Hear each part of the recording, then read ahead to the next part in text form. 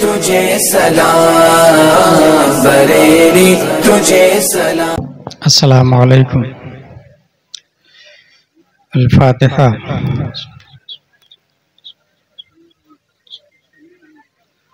या खैर मन दुफिनत बिलक़ाए अअज़मुहु फ़क़ाब मिन क़िबहिन अलक़ाअ वल-उकुम। नफ्सिल फ़िदा लिक़ब्रिन अंत साकिनुहु फ़ीहिल अफ़ाफ़ व फ़ीहिल जूद वल करम। सल्लल्लाहु तआला व सल्लम अला खैरि ख़ल्क़िही व आलिहि व सहबिही अजमईन बिहक़्क़ि ला इलाहा इल्लल्लाह मुहम्मदुर रसूलुल्लाह।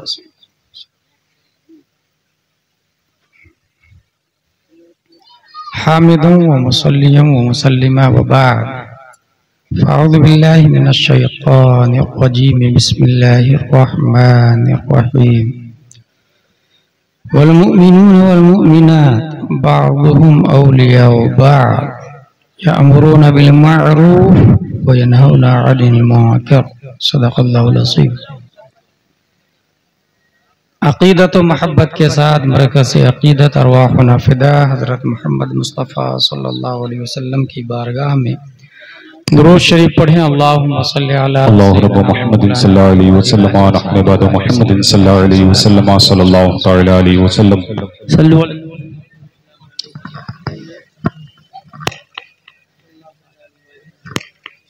एक जलसा था, जिस जलसे में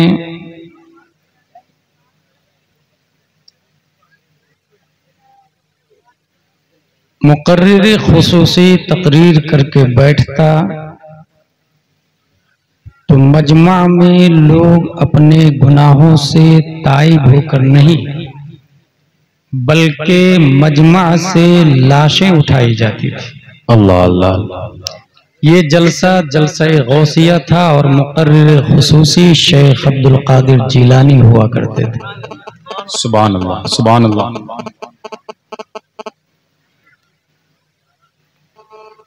दो लाइन की एक तकरीर है जिसने 7000 के मजमा पर इश्क़ मुस्तफ़ा का वो जुनून तारी किया सुभान अल्लाह कि 800 साल तक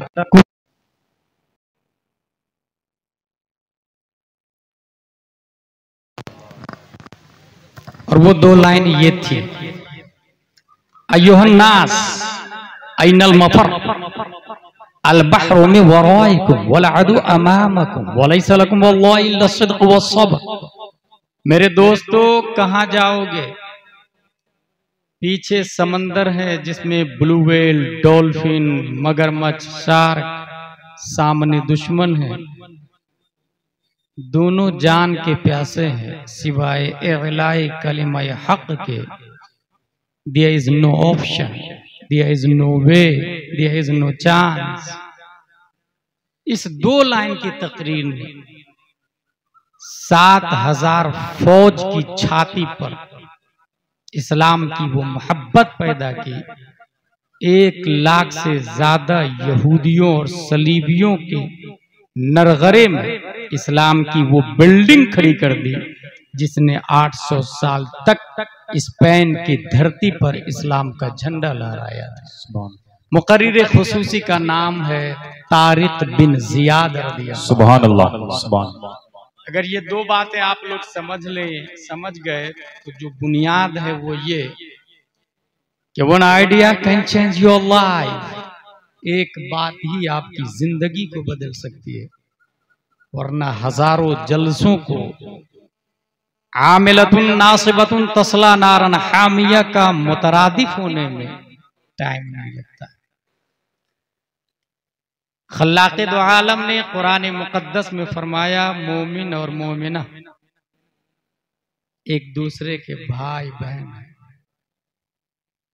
शेख सादी गुलसिता में रकमतराज है, बनी आदम आज़ाए यके दिगरन के दर आफरीनश ज़यक जौहरन। दुनिया में ईमान के 3 स्टेप है। फर्स्ट, जुर्म को हाथ से रोकना। सेकंड, जुर्म को बोल के रोकना। थर्ड, जुर्म को दिल से जुर्म समझना। क़ाल नबी सल्लल्लाहु अलैहि वसल्लम मन रअ मिनकुम मुनकरन फलयुग़य्यिरहु बियदिही फ़इल्लम यस्तति' फ़बिलिसानिही फ़इल्लम यस्तति' फ़बिक़ल्बिही वज़ालिका अज़अफ़ुल ईमान। जुर्म मार्केट में जो लॉन्च करता है वो मुतफावितुल अक्ल होते हैं। कुछ बेवकूफ होते हैं जो जुर्म को मार्केट में राइज करते हैं, कुछ जीनियस होते हैं और 100 जीनियस को एक तरफ रखें, उसके मुकाबिल तन्हा किसी में अक्ल आ जाए तो इंग्लिश में उसे थिंक टैंकर कहा जाता और उर्दू में अबकरी शख्सियत के नाम से याद किया जाता है।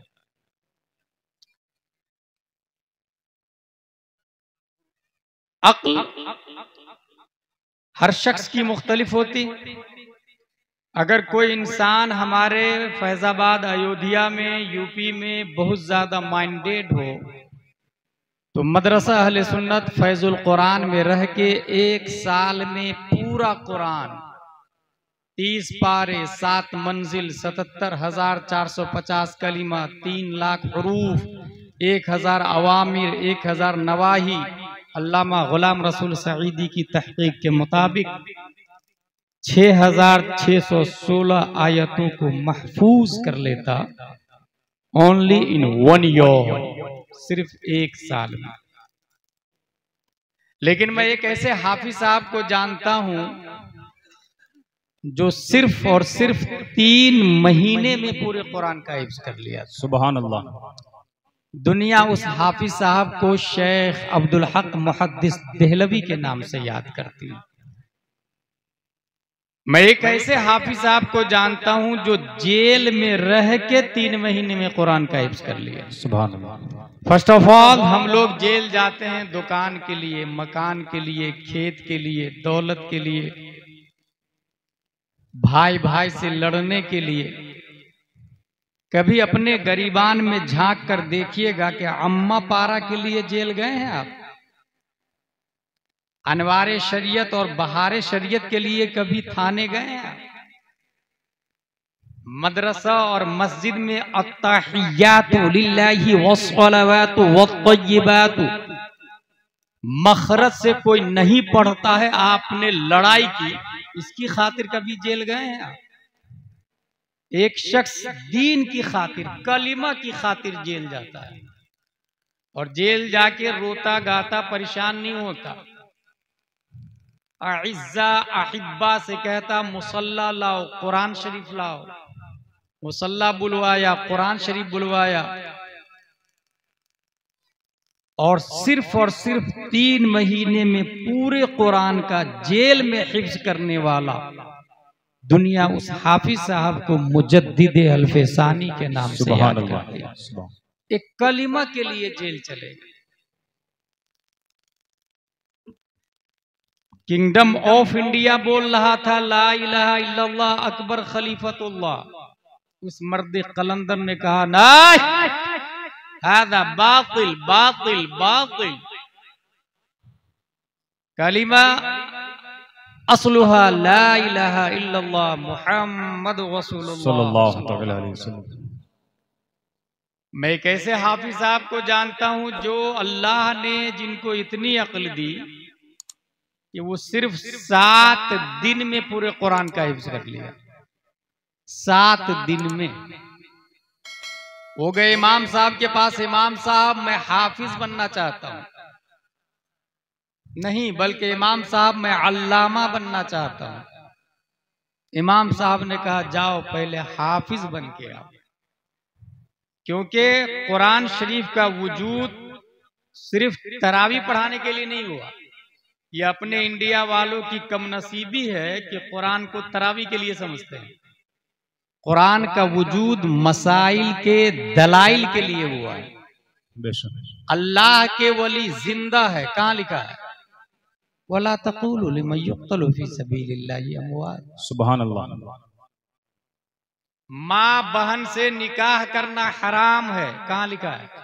हुर्रिमत अलैकुम उम्महातुकुम व बनातुकुम। झूठ बोलना हराम है, कहाँ लिखा है? लानतुल्लाहि अलल काज़िबीन। तो कुरान का वजूद कॉन्स्टिट्यूशन ऑफ इस्लाम की जैसे से हुआ है, अपने लोग नमाज में पढ़ने के लिए और तरावी में पढ़ने के लिए समझते हैं। इसलिए आज भी इंडिया में हिफ्ज का अलग सिलेबस चलाया जाता है। हाफिज बनने के बाद दस्तारबंदी भी दी जाती है, और वो हाफिज अपने आप को किसी अल्लामतुद दहर से कम भी नहीं समझता। अरब में हिफ्ज का अलग से कोर्स ही नहीं होता। आलिम का कोर्स है 3 साल, पहले साल में 3 पारे, दूसरे में 3, तीसरे में 3। इस तरह जब वो आलिम की दस्तार लेता है, नहव और सर्फ की तरह हिफ्ज की भी दस्तार हो जाती है। वो बच्चा गया इमाम साहब के पास, हजरत में अल्लामा बनना चाहता है। इमाम साहब ने कहा जाओ पहले हाफिज बनो, ताकि मसला दलील के साथ में याद हो और तुमको दुनिया का कोई जाकिर नायक और तौसीफुर रहमान डैमेज ना कर सके। वो बच्चा गया, 1 दिन 2 दिन 3 दिन 4 दिन 5 दिन 6 दिन 7 दिन, 7 दिन के बाद वापस, हजरत मैं अल्लामा बनना चाहता हूँ। मैंने कहा ना कुरान याद करके आओ। कर लिया। आपने 7 दिन में कुरान याद कर लिया? बोले हाँ कर लिया। दुनिया उस बच्चे को इमाम मोहम्मद और उस इमाम को इमाम आजम अबू हनीफा के नाम से याद करती है। सुभान अल्लाह। अक्ल की उस चोटी पर एक ऐसा आदमी भी पैदा होता है कि सिर्फ 7 घंटे में पूरे कुरान का हिफ्ज करता है। 7 घंटे में। उसको किसी ने कह दिया हाफिज साहब, he thought I'm not Hafiz Quran but you said हाफिज साहब, I have 2 option। मैं हाफिज नहीं हूं, आपने हाफिज कहा मुझको। या तो मैं आपको कह दूं भाई साहब मुझे हाफिज मत कहिएगा क्योंकि मैं हाफिज नहीं हूं, या तो आपकी बात सच कर दिखाओ। उसने सोचा इसको रोकने की बजाय इसकी बात ही सच कर देता हूं, क्योंकि किस किस को रोकूंगा मैं। लाओ मैं हाफिज ही बन जाता।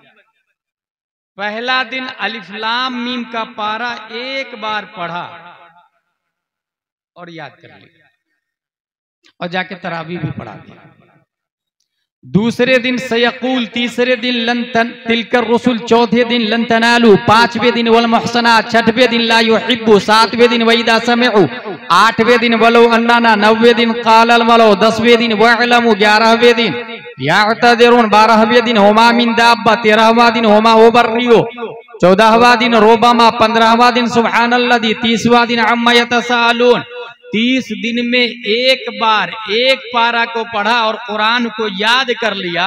उसके पढ़ने के टाइम को जोड़ा गया तो तखमीनन 7 घंटे में हाफिज कुरान बनने वाला कोई और नहीं, 10 शव्वाल 1272 हिजरी, 14 जून 1856 ईस्वी, अल्लामा नकी अली खां की पीठ से तसर्रुफात की करवटें लेता हुआ बरेली की धरती पर सुन्नियों की आन बान शान इमाम अहमद रज़ा खान। नारे तकबीर, नारे रिसालत, फैज़ कुरान कॉन्फ्रेंस, नारे तकबीर, नारे रिसालत। इसे कहते हैं अबकरी शख्सियत। इंग्लिश में कहा जाता थिंक टैंकर। ये बात है 28 जुलाई 1914 की, जब वर्ल्ड वॉर शुरू होता है और खत्म होता है 11 नवंबर 1918। ये फर्स्ट वर्ल्ड वॉर है। इसके एंडिंग पर थिंक टैंकर, कुफ्र की अबकरी शख्सियतों ने अमेरिका में बैठ के प्लान किया। स्पेन में मीटिंग हुई और ये कहा कि अगर टर्की से इस्लाम का खात्मा करना हो तो उसमें 9 कानून लागू किया जाए, ताकि हमेशा हमेशा के लिए इस्लाम का चिराग बुझ जाए, ना कोई अर्तुगरुल गाजी पैदा हो, ना कोई इब्ने अरबी पैदा हो, और न ही दुनिया में कोई उस्मान सल्तनत उस्मानिया की नशअत सानिया करने के बारे में सोचे। और वो 9 कानून क्या है जो इस्लाम को डैमेज करने के लिए है, यही मेरी तकरीर है। नंबर 1, दस्तूर से सरकारी मजहब इस्लाम की शिक को खारिज कर दी जाए। पार्लियामेंट में इस्लाम का नियम नहीं हो, सुप्रीम कोर्ट में मुफ्ती नहीं जज बैठेगा, फैसला कुरान और हदीस के हिसाब से नहीं, कॉन्स्टिट्यूशन ऑफ टर्की के हिसाब से होगा। क्योंकि अगर सिस्टम में वो रहेंगे तो जो मन में आएगा वो करेंगे। पावर उसके पास है, जुर्म को हाथ से राइज करना बहुत इजी है। जिन लोगों ने तारीखे वहाबियत पढ़ी है उसे पता है, आले सऊद को अपनी बेटी देकर मोहम्मद बिन अब्दुल वहाब नजदी ने वहाबियत को 100 से ज्यादा स्पीड में नजद और मुजाफात में राइज किया था। क्योंकि गवर्नमेंट अगर हमारे साथ में होगी तो जुर्म जुर्म ही नहीं रहेगा, बल्कि वो हुस्न और नेकियों में तब्दील होकर राइज होने लग जाएगा। सिस्टम में इस्लाम नहीं होना चाहिए, पहला कानून था। इसका मतलब ये हुआ, अगर हम यूपी में इस्लाम को जिंदा रखना चाहते हैं तो सिस्टम में हमारा वजूद चाहिए, सिस्टम में हमें दखील होना चाहिए, सिस्टम में हमारा नियम होना चाहिए।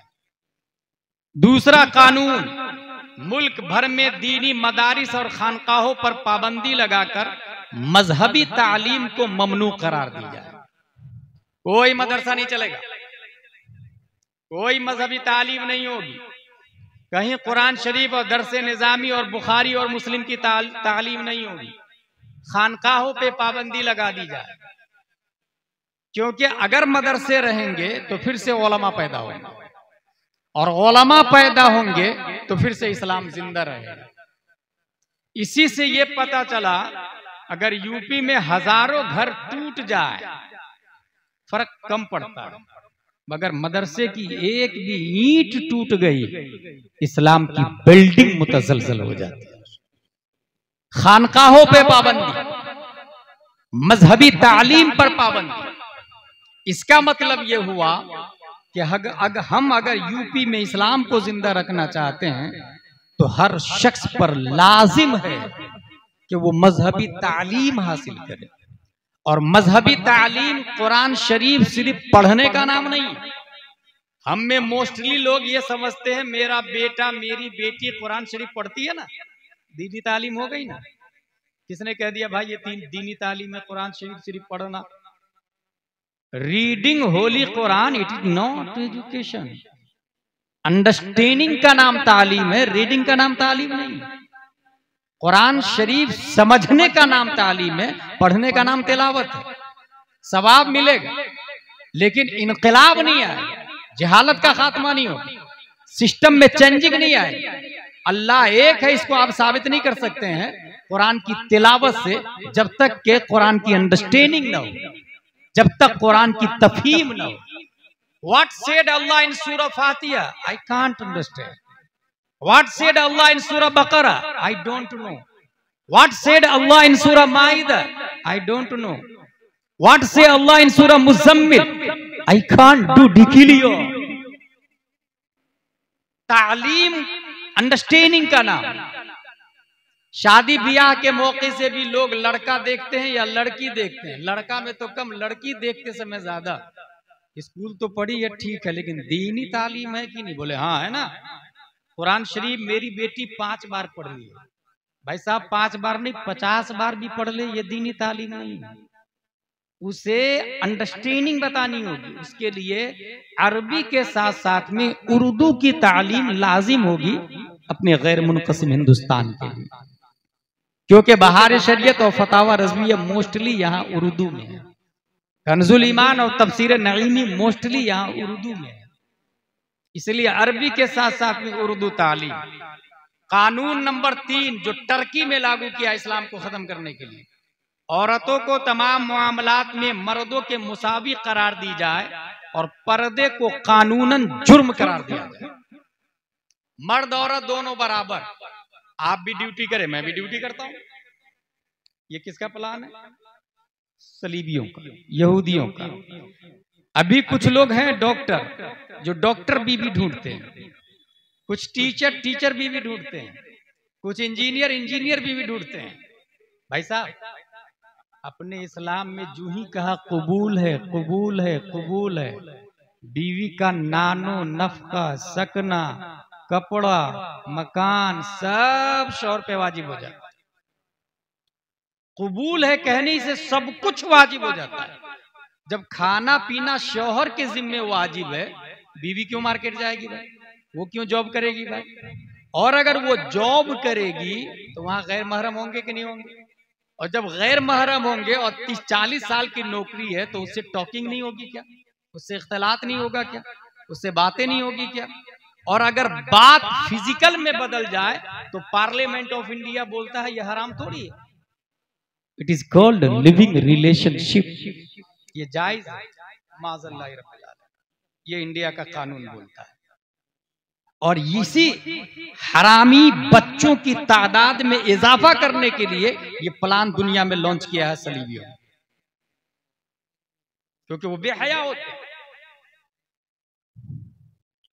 यही वजह है कि उतुल्लिम बादा ज़ालिका ज़नीम से मुफस्सिरीन ने इस्तिदलाल किया है, जो नबी का गुस्ताख होता है वो वलदुज़्ज़िना होता है।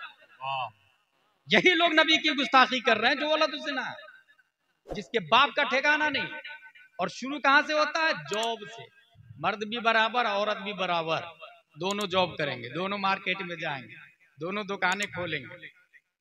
और उस पर मजीद जुल्म हम लोगों ने ये किया कि अगर हमारी लाइफ स्टाइल वेल सेटल है, गुड है, तो फिर शादी में कार चाहिए, मोटरसाइकिल चाहिए, 4 लाख, 5 लाख, 6 लाख। भाई, जब आपने 5 लाख रुपया लिया, कबूल के वक्त आपने ये कहा था अलावा नानो नफका के, तो 5 लाख रुपया तो लेकर के आए, तो अलावा नानो नफका के कहां हुआ? नानो नफका के साथ में आए ना भाई।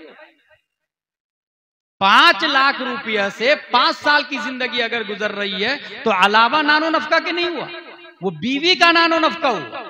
जब बीवी का नानो नफका आप खा रहे हैं तो फिर अर्रिजालु कव्वामून अलन निसा कहां से होगा? अन्निसा व कव्वामा अलन रिजाल बनता है। जब कमाई और पैसा बीवी की खा रहे हैं तो हुकूमत आपकी क्यों होगी?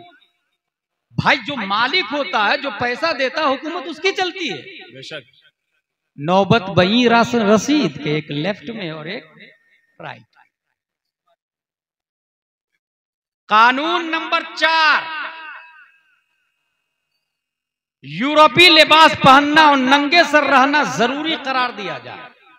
कोई कुर्ता पजामा टोपी नहीं पहनेगा, सब पैंट शर्ट कैपरी अंडरवियर और बगैर टोपी के सब रहेंगे।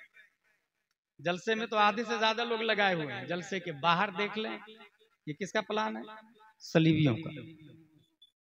क्योंकि इस्लाम का लिबास कुर्ता पजामा टोपी माना जाता है। आज भी फतावा रज़विया रकम तराज है कि पैंट शर्ट फासिकों का लिबास माना जाता है। इसका मतलब यह हुआ कि अगर इस्लाम को जिंदा रखना होगा तो टोपी पहननी होगी, कुर्ता पहनना होगा, जुब्बा पहनना होगा, मां और बहनों को पर्दे में रहना होगा। जिस वक्त कर्नाटका में पर्दे का मामला शबाब पर उठा था, स्कूल के वॉचमैन नकाब पहन के अंदर एंट्री नहीं करने दे रहे। एक नकाब पोश खातून जाती है, वॉचमैन ने रोक दिया, यू कांट इंटरफियर इन नकाब, नकाब उतारना होगा। जानते हो उस औरत ने क्या किया? कैमरा के सामने नकाब उतारा और फिर वो अंदर गई। वो नकाब जो कैमरा के सामने उतारी वो औरत उतारी है? नहीं, हमने उतारा। हमारा सिस्टम, हमारा कल्चर, हमारे रोज़ा और हमारी तहजीब ने उतारा, जो मौजूदा मुरव्वजा तहजीब है। क्योंकि अल्लाह ने जिसको दौलत दी है वो एक बिल्डिंग नहीं 2 बिल्डिंग बनाता, 3, 4, 5 शहरों में बनाता, एक एफडी नहीं 10 एफडी रखता, पोता पर पोता, लकर पोता, छकर पोता के लिए भी जमीन खरीद के जाता है। जबकि होना क्या चाहिए था, ऐसी खातून को हम सपोर्ट करते और कहते स्कूल के गेट पर जूती का हार डाल और चल अपनी स्कूल बनाते हैं, अपना कॉलेज बनाते हैं, अपना जचगी हॉस्पिटल बनाते हैं। जब स्कूल हमारी होगी, कॉलेज हमारा होगा, तो सिलेबस हमारा होगा, सिस्टम हमारा होगा, फिर हमारे बच्चे वहां जनगण मन अधिनायक नहीं, मुस्तफा जाने रहमत पे लाखों सलाम। जब सिलेबस हमारा होगा तो वहां सीबीएसई पैटेंट ही नहीं चलेगा, सीबीएसई के साथ साथ में हम अनवार शरीयत, बहार शरीयत, फतावा रज़विया, कंजुल ईमान और तमहीद ईमान भी दाखिल करेंगे, ताकि पढ़ने वाला इंसान एक तरफ अगर डॉक्टर बनता है तो जाकिर नायक नहीं बल्कि डॉक्टर अमीन मियां बन के बाहर आएगा, सज्जाद आलम मिसबाही बन के बाहर आएगा, डॉक्टर अशरफ मियां मारेहरवी बन के बाहर। सुभान अल्लाह, नारे तकबीर, नारे रिसालत, फैज़ कुरान कॉन्फ्रेंस। That's true। ये वो हकीकत है जिसका आप इनकार नहीं कर सकते। ईमानदारी से बात है, क्या ये हकीकत नहीं है कि कुछ लोगों के पास मिलियन नहीं बिलियन पैसा है? जिसको अल्लाह ने दर्द दिया है वो फैजुल कुरान अपने हिसाब से चला रहा है, लाख मुखालफत के बावजूद वो बच्चों की दस्तारबंदी भी करवाता है। और जिसको अल्लाह ने दौलत दी है, दीन का जर्रा बराबर दर्द ही नहीं है उसको। नतीजतन एक मुस्कान नहीं हजारों मुस्कान आ जाए, बेपर्दगी का यही आलम होगा जो आप देख रहे हैं। कानून नंबर 5, पीरी मुरीदी ममनू करार दी जाए, मजारों पर जाने पर पाबंदी लगाई जाए और दुआएं मांगने पर पाबंदी लगा दी जाए। टर्की में कानून है इस्लाम को खत्म करने के लिए, पीरी मुरीदी पर पाबंदी क्यों? इसलिए कि उनको पता था अबू बकर नबी के मुरीद थे, अगर फिर से पीरी मुरीदी पैदा हो तो फिर वक्त का कोई अबू बकर पैदा होगा और सिस्टम और कल्चर को इस्लाम के हिसाब से निजाम चलाएगा। इसलिए पीरी मुरीदी पे पाबंदी। मगर हम लोगों ने पीरी मुरीदी, बहुत सारे लोग तो मुरीदी नहीं, उसे पता ही नहीं मुरीद क्यों आ जाता है, और अगर उसने समझा भी तो मुरीदी को जरा हाई लेवल में ले लिया। जबकि इस्लाम में 5 डज है और 5 डजंट है, 5 अवामिर है, 5 नवाही है। सबसे ऊपर आता फर्ज, फिर वाजिब, फिर सुन्नत मुअक्कदा, फिर गैर मुअक्कदा, फिर मुस्तहब। इसके अपोजिट में 5 आता हराम, मकरूह तहरीमी, इसात, मकरूह तंजीह, खिलाफ औला। मुरीद होना क्या है? ये ना फर्ज में आता ना वाजिब में आता, ये अकीदे की हिफाजत के लिए, ताजुश शरिया का जुमला है, अकीदे की हिफाजत के लिए मुरीद होना सुन्नत है। वाह वाह वाह। तावीज के लिए नहीं, रिस्क में बरकत के लिए नहीं, बेटा नहीं है मुझे बेटा हो जाए इसलिए नहीं, बेटी नहीं है बेटी हो जाए इसलिए नहीं, मेरा कारोबार और जॉब लग जाए प्रमोशन हो जाए इसलिए नहीं, अकीदे की हिफाजत के लिए मुरीद होना सुन्नत है। और वो भी उस पीर से जिसके अंदर 4 शराइत हो। वो पीर सुन्नी हो, वो पीर आलिम हो, वो पीर फासिक मौलिन ना हो, उस पीर की खिलाफत मुस्तफा सल्लल्लाहु तआला अलैहि वसल्लम से मिलती हो। क्योंकि पीर अगर सुन्नी नहीं होगा, इंजन थाना भवन जाएगा तो डब्बे भी थाना ही भवन जाएंगे, बरेली नहीं पहुंचेगा। अगर पीर जहन्नमी है, सुन्नी नहीं है, तो मुरीद भी जहन्नम में जाएंगे। आलिम होना ये आस्तीन है, कबूतर ने बीट कर दिया या एक दिन के बच्चे ने 4 कतरे पेशाब किए, धो के नमाज पढ़ूं या बगैर धोए नमाज पढ़ूं, कौन बताएगा? ये नूरुल इज़ा में लिखा है, ये शरीफ काया में लिखा है, ये हिदाया में लिखा है, गैर आलिम बता ही नहीं पाए। और जब कपड़ा नहीं पाक कर सकता तो वो दिल को क्या पाक करेगा? वो तज़किया नफ्स कैसे करेगा? इसलिए कुरान और हदीस की रोशनी में गौसे आजम जैसे वली कामिल ने कहा, करामतुल वली अन यकून क़ौलुहु व फ़िअलुहु मुताबिक़न लिक़ौलिही व फ़िअलिही सल्लल्लाहु अलैहि वसल्लम। हवा में उड़ने वाले को यूपी वालों ने देख के कहा, कितना बड़ा वली, अल्लाहु अकबर, मैं तो इसी का मुरीद हूं। कहां लिखा भाई? पानी में चलने वाले को देखकर आपने कहा सबसे बड़ा वली यही है। कहां लिखा भाई? गौसे आजम तो ये कह रहे हैं सबसे बड़ा वली वो है जिसकी बात मुस्तफा की बात के मुताबिक, जिसका चलना मुस्तफा की रफ्तार के मुताबिक, जिसका character according to character the prophet peace and blessing be upon him. सबसे बड़ी करामत तरीक़े मुस्तफा पर जिंदगी गुजारना है। एक इंसान सुन्नत के मुताबिक नमाज पढ़ा, सुन्नत के मुताबिक बैठ करके खाया, आपने खाते हुए देखा सुन्नत के मुताबिक, उसको बड़ा वली नहीं माने, लेकिन उसने झाड़ को चला दिया तो कहेंगे बड़ा वली। गलत, बिल्कुल गलत सोच। इस्लाम ये नहीं बोलता। इस्लाम ये बोलता है कि सुन्नत के मुताबिक अगर खाना खा रहा है तो दरख्त को चलाने वाले से बड़ी करामत उसके खाना खाने का तरीका। ये गौसे आजम के इस सेंटेंस से गुलाम जिलानी जरी जिम्मेदार उलमाए किराम की मौजूदगी में जिम्मेदारी के साथ सुन्नी हो, आलिम हो, फांसी के मौलिन ना हो, दाढ़ी ना कटाता हो, 10-15 अंगूठियां ना पहनता हो, औरतों को तन्हाई में बुला के घंटों बातें ना करता हो तावीज के नाम पर, उसे पीर कहा जाता। और चौथी शर्त है उसकी खिलाफत मुत्तसिल बिल मुस्तफा हो, हुजूर सल्लल्लाहु अलैहि वसल्लम तक जाती है। और इन चारों शराइत को अगर मैं एक जगह कर दूं तो दुनिया ओवैस मुस्तफा के नाम से याद है। मजीद मुस्तजाद ये कि इल्मे मुस्तफा भी, खिलाफत मुस्तफा भी, साथ में खूने मुस्तफा भी, तक़वाए मुस्तफा भी, तहारत मुस्तफा भी, पाकीज़गी मुस्तफा भी, तक़द्दुस मुस्तफा भी। हिंदुस्तान के बड़े बड़े उलमा जिनके तकवा के सामने रुजू करते हैं, दुनिया वैसे मिल्लत के नाम से याद है। सुभान अल्लाह, सुभान अल्लाह। हासिल ये अकीदे की हिफाजत के लिए सुन्नत कानून 5वां चल रहा था ना, मज़ारों पे नहीं जाएंगे। टर्की वालों ने ये कानून लगाया। क्यों? हम लोगों को नहीं पता, मगर उन लोगों ने ये पढ़ लिया था कि मज़ार के अंदर वाले मज़ार के बाहर वाले से ज्यादा ताकतवर होते हैं। अंदर रहने वाले बाहर रहने वाले से ज्यादा पावरफुल होते हैं। ये जुमला सुना था आपने? जबकि मुल्ला अली कारी ने शरह मिशकात में बरसों पहले लिखा है, अन्नुफुसुल कुदसिय्या इदा तजर्रदत अनिल अलाइक़िल बदनिय्या इत्तसलत बिल मलाइल आला फलम यबqa लहा हिजाब फतरा व तस्मा कल मुशाहिद। एक नेक आदमी जब मरता है तो उसकी रफ्तार भी बढ़ जाती है, ताकत और कुव्वत भी बढ़ जाती है। वो रहे मशरिक में, वहीं से मगरिब में मुरीदों की मदद करना शुरू कर देता है। इसलिए मज़ारों पे जाने पे पाबंदी, दुआएं मांगने पर भी पाबंदी लगा दी थी टर्की में। किसने? नकीब आज़म हिंदुस्तान नारा लगाए, नारे तकबीर, नारे रिसालत, वलमाए अहले सुन्नत, वलमाए अहले सुन्नत, फैज़े कुरान कॉन्फ्रेंस, जलसे दस्तार बंदी, जलसे दस्तार बंदी।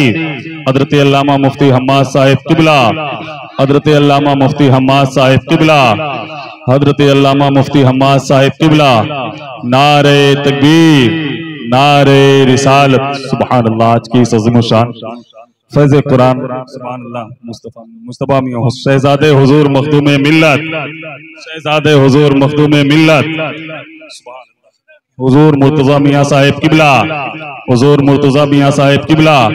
हज़रात, आप हज़रात देख रहे हैं कि मिंबर रसूल पर शहजादे हुजूर मखदूम मिल्लत हुजूर सैयदी आकाई मौलाई हुजूर सैयद मुर्तज़ा मियां शाह साहब किबला और साथ ही साथ खतीब आज़म हिंदुस्तान हज़रत अल्लामा मुफ्ती हम्माद साहिब किबला की तशरीफ।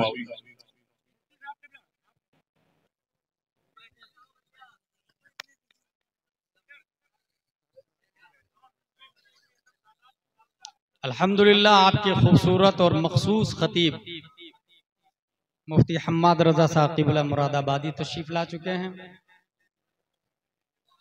मोस्ट वांटेड, हर दिल मतलूब शायर असद इकबाल साहब किबला भी हाजिर हैं। मेरा टाइम खत्म हुआ चाहता है, शायद कि 10 मिनट के अंदर अंदर मेरी गुफ्तगू पूरी हो जाएगी।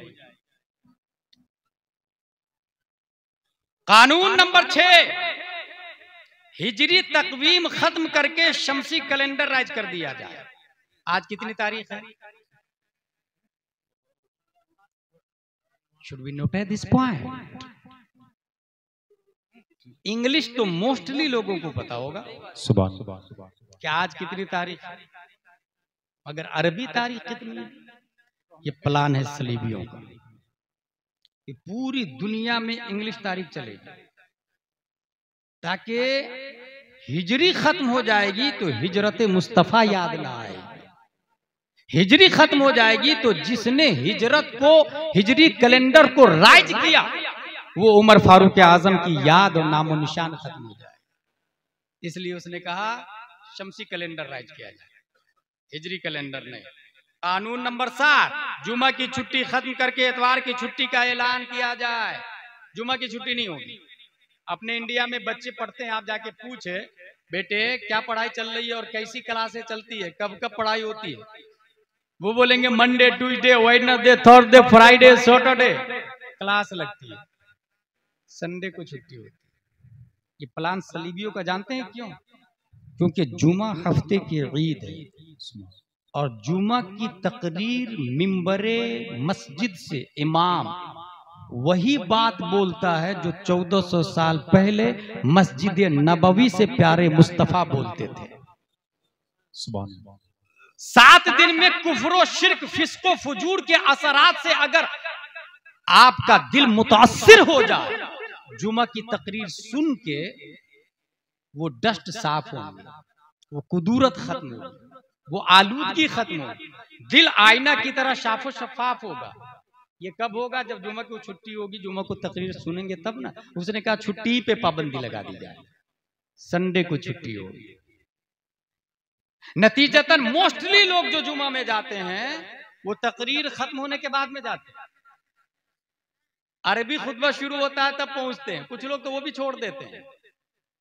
हालांकि मुझसे अच्छी तकरीर जुमा के खतीब साहब करते हैं और एक जुमा में एक तकरीर आधे घंटे की हुई, दूसरे जुमा में दूसरी आधे घंटे की तकरीर होगी। मैं एक तकरीर इंडिया में कई जगह कर लेता हूं, 30-40 हजार रुपया नजराना लेके, मगर आधे घंटे की तकरीर हर जुमा में नहीं, इमाम साहब को कोई 100 रुपया मुसाफा देने को भी तैयार नहीं है।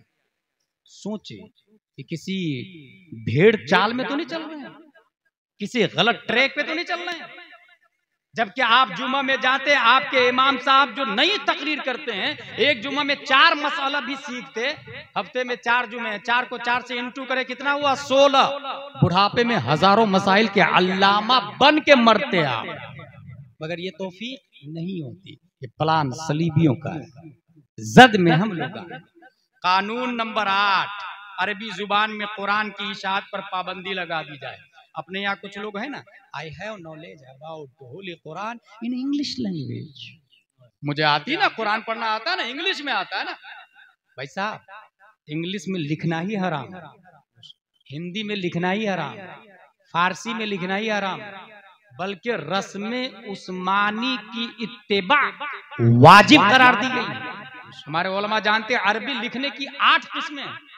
खत्ते रोका है, खत्ते कूफी है, खत्ते उस्मानी है। उसमें सिर्फ एक राइटिंग में कुरान लिखने की इजाजत दी गई ताकि कुरान खलत मलत न हो, कोई नुक्ते में तब्दीली न कर दे।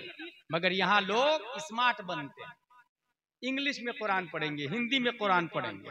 और इंग्लिश और हिंदी में ईमानदारी से बताए कि नारा जुबान दार से मिलकर वाद अदा होता है।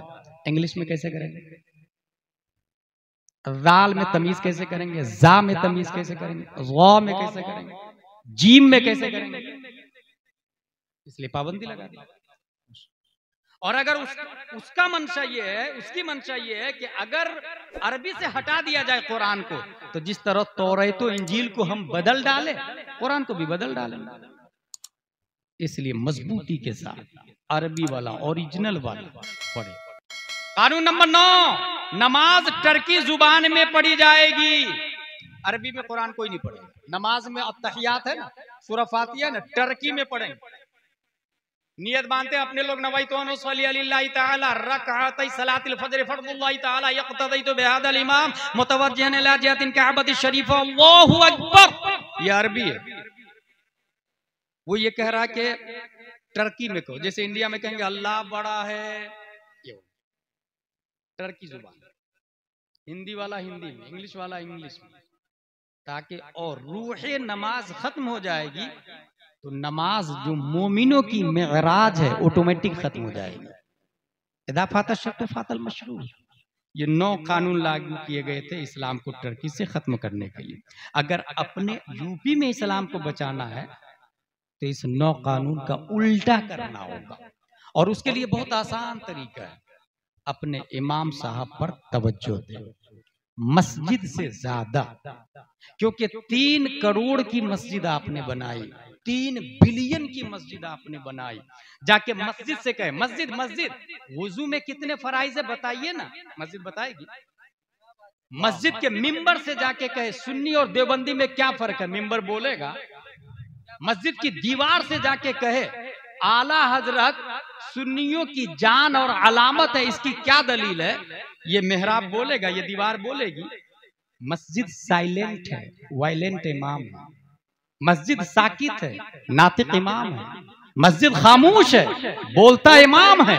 मस्जिद अगर 3 बिलियन की हो, इमाम नाजरा खां हो, तो ना अयोध्या की जहालत खत्म होगी, ना यूपी की जहालत खत्म होगी, ना मोहल्ले की जहालत खत्म होगी। और अगर मस्जिद खजूर की छत तना शाख की बनी हुई हो और इमाम इमामुल अंबिया हो तो मुक्तदी अबू बकर पैदा होते हैं, उमर पैदा होते हैं, तलहा जुबैर और हंज़ला पैदा होते हैं। नारे तकबीर।